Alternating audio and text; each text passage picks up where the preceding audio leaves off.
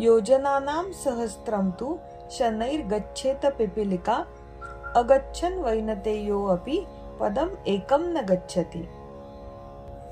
आता पिपीलिका, पिपीलिका म्हणजे मुंगी आणि वैनतेय म्हणजे गरुड। या सुभाषितामध्ये मुंगी आणि गरुड यांचं उदाहरण वापरलं आहे।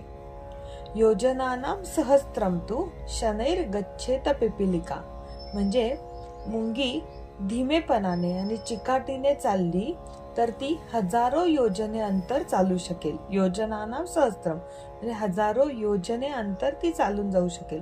आता आपल्याला माहितीये मुंगी किती हळूहळू चालते, पण तरी सुद्धा ती जर सलग चालत राहिली तर ती हजारो योजने अंतर चालू शकते असं इथे म्हटलं आहे। अगच्छन् वैनतेयो अपि, पण गरुड, वैनतेय म्हणजे गरुड, गरुडाने जर आळस केला तो फक्त स्वस्थ बसून राहिला तर या गरुडाची प्रचंड क्षमता, प्रचंड गती असून सुद्धा तो एकही पाऊल पुढे जाऊ शकणार नाही।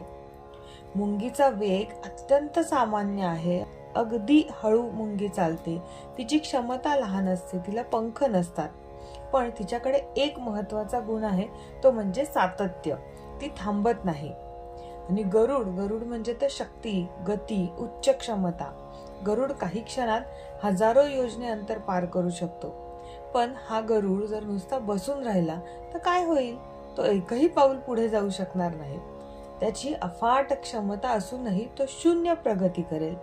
आणि हेच या सुभाषितामध्ये सांगायचं आहे की तुम्ही किती हळू चालता यानं फरक पडत नाही, पण तुम्ही चालत राहता की नाही याने नक्की फरक पडतो। नुसतीच मोठी स्वप्ने पाहण्यापेक्षा दररोज एक एक लहान पाऊल टाकणे सुद्धा अधिक महत्वाचे आहे। माणसाच्या प्रगतीला शारीरिक शक्तीपेक्षा मानसिक उत्साह, धैर्य आणि चिकाटीचा प्रयत्न यांची अधिक आवश्यकता असते। मित्रांनो, या सुभाषिताचा आपल्यासाठी संदेश अगदी स्पष्ट आहे। तुमच्याकडे किती क्षमता आहे याने फरक पडत नाही, पण तुम्ही दररोज थोडेसे काम करत आहात की नाही याने फरक पडतो। जगातील कोणतेही मोठे काम पहिल्या पावलाशिवाय सुरू होत नाही, गरुडालाही पहिले पाऊल टाकावेच लागते। तुमचे ध्येय मोठे आहे म्हणून घाबरून जाऊ नका, मुंगीप्रमाणे कामाला लागा।